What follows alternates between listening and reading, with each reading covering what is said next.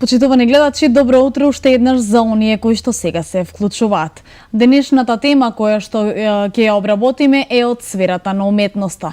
Се работи за еден посебен вид на уметност, а тоа е фотографија. Чест и задоволство ми е да ви ја представам мојата денешна гостинка, а таа се вика Маријана Павличек. Добро ни дојдовте. Добро утро на сите гледачи. Так. Маријана, вие имате само 22 години и сте студент по туризам. Точно така. Так, а во професионално време се занимавате со фотографија. Да. Представете ни се вие подетално. Каде сте член? Би сакала да го слушнеме тоа од вас.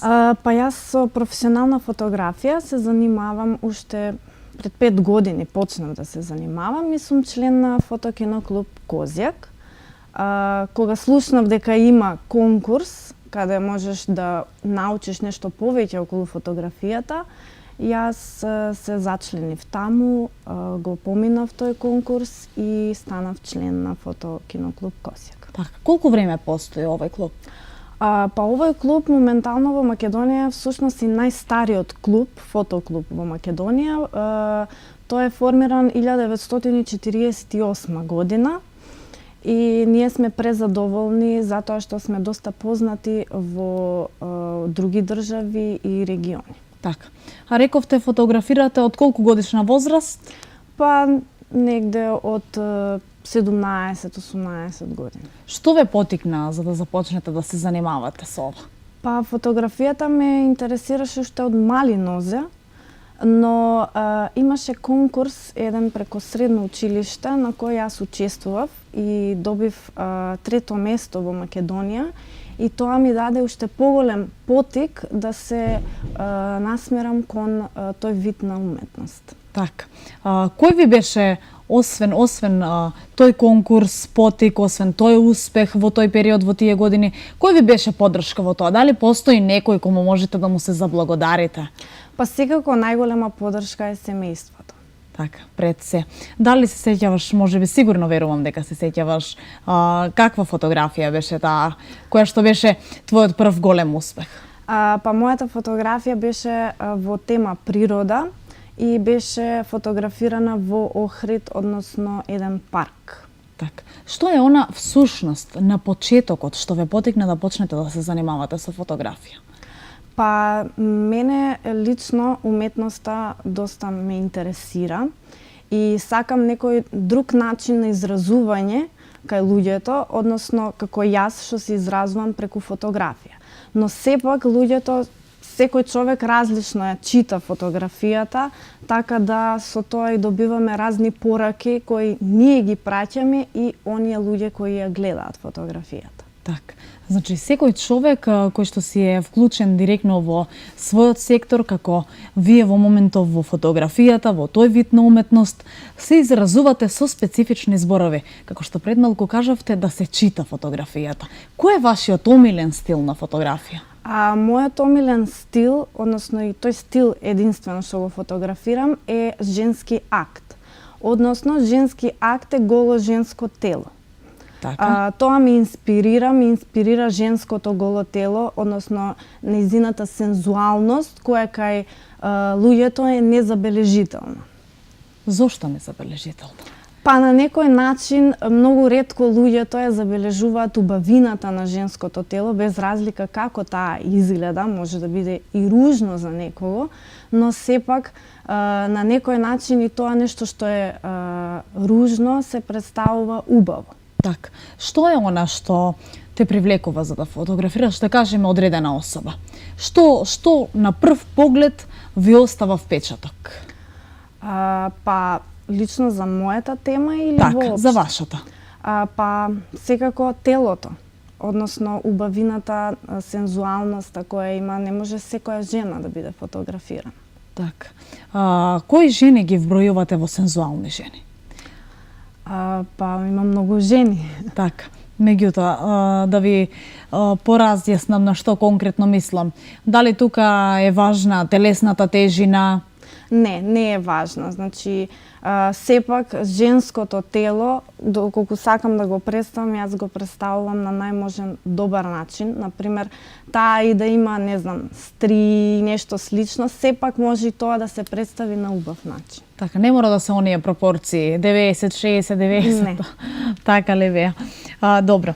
Според вас, дали квалитетот на фотографијата се губи со дигиталната ера или пак се зголемува? Па сепак во минатото фотографијата која е правена на филм е исто доста значајна и доста се цени, бидејќи тогаш за да извадиш некоја фотографија на филм, односно да отсликаш, било многу тешко. Тогаш немало дигитален апарат, па ти да провериш дали е окей или не е окей. И така да, не знам, дигиталната ера сепак има своји предности, но и своји недостатоци секако. Така. Која фотографија те привлекува повеќе? Црно-белата или во боја? Па секако црно-белата. Зошто? Па не знам, од секогаш ми е најубава, но и тешко е да се отслика црно-бела, бидејќи на црно-бела треба да имате некоја приказна и точка на интерес за да ја погледна таа фотографија, додека во боја фотографиите и да нема некоја приказна на фотографијата, сепак голема улога играат боите. Така, каде го научивте сето ова? Па тоа се учи секако во пракса, односно со посета на разни изложби, со не знам, со разговор со некои мајстори на фотографија, сепак тие ти споделуваат некое нивно искуство и сето тоа се собира и се учи. Така. Дали сте запознаени со тоа дека порано фотографиите биле цртани? Цртани? Така. Па има, например, правено како да објаснам, фотографии, односно анимирани. Така. Всушност, станува збор за анимирани филмови. Се отсликувале повеќе фотографии кои ќе се соберат, односно ќе се склопат сите тие фотографии, излегувало анимиран. И сега не знам, подцртано, можеби и тоа има. Така. Кој е вашиот најголем предизвик за фотографирање? Предизвик? Не знам. Мотивацијата. Да, а што представува предизвик? Да изфотографирате, да кажеме што? Па, зависно од идејата, каква идеја имаш, доколку можеш да ја реализираш идејата, тогаш имаш и предизвик да го тоа отсликаш. Така. Што е побитно? Дали талентот или пак од друга страна напорната работа? Па и тоа е битно. Но сепак побитно е напорната работа, значи што повеќе вложуваш во тоа што го фотографираш, подобро испаѓа. И например кога ќе отсликаш некоја своја идеја, сепак треба да се бара нешто да се усоврши во таа идеја. Значи секогаш може подобро да излезе од таа прва фотографија која е направена. Така. Би можеле да направиме една кратка музичка пауза и се враќаме во студиото.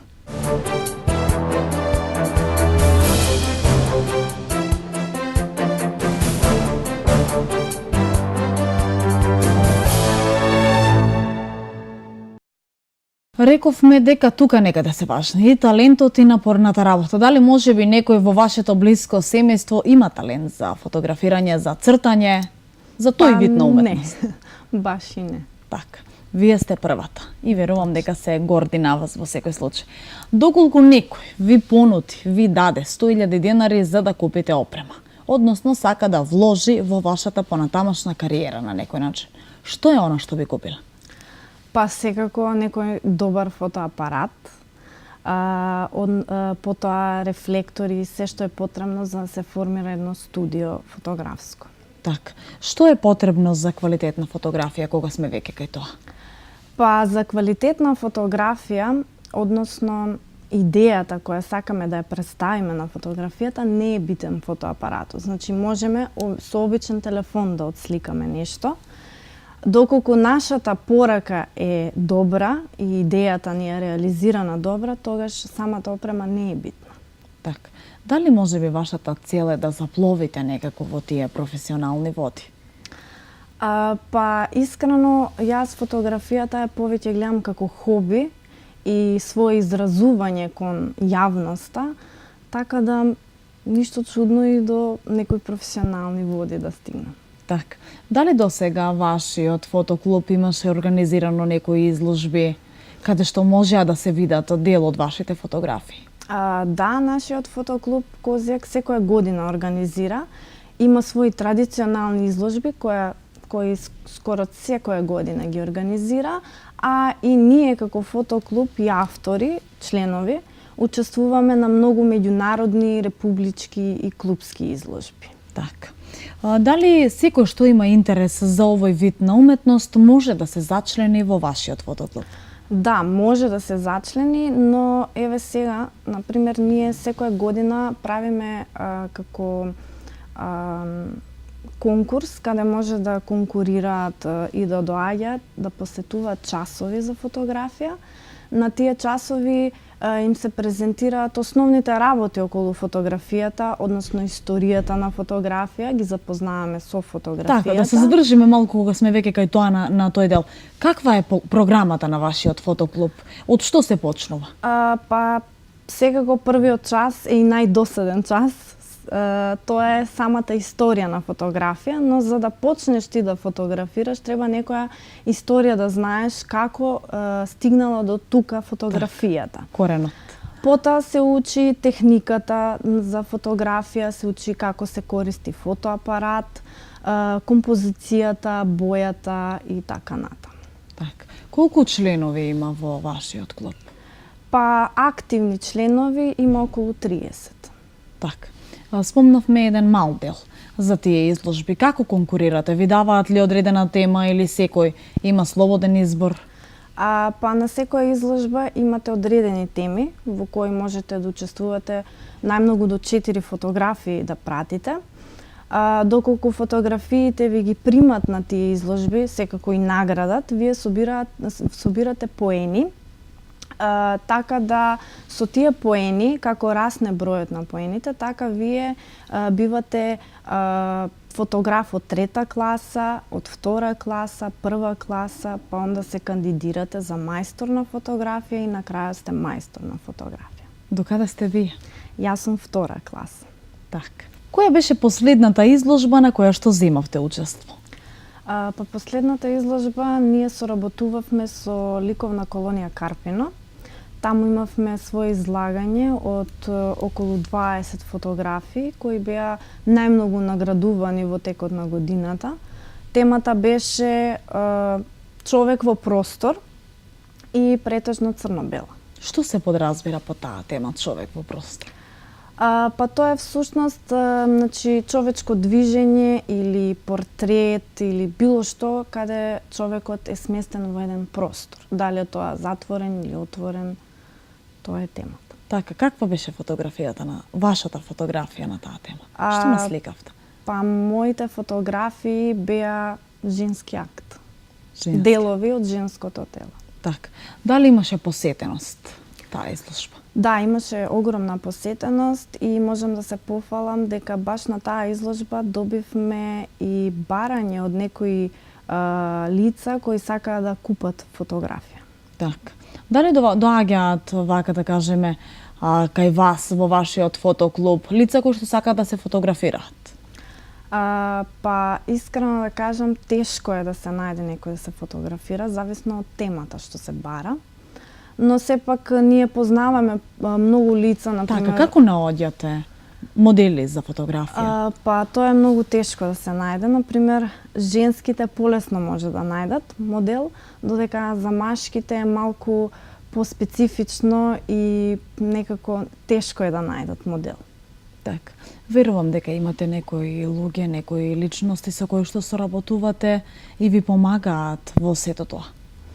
Па искрено, претежно се модели кои ние лично се познаваме со нив или се Значи, сами ги наоѓате. или се пријатели, или се некој наш тесен круг на луѓе. Така, потребно е време сигурно за да ги убедите на такво нешто, но резултатот е видлив.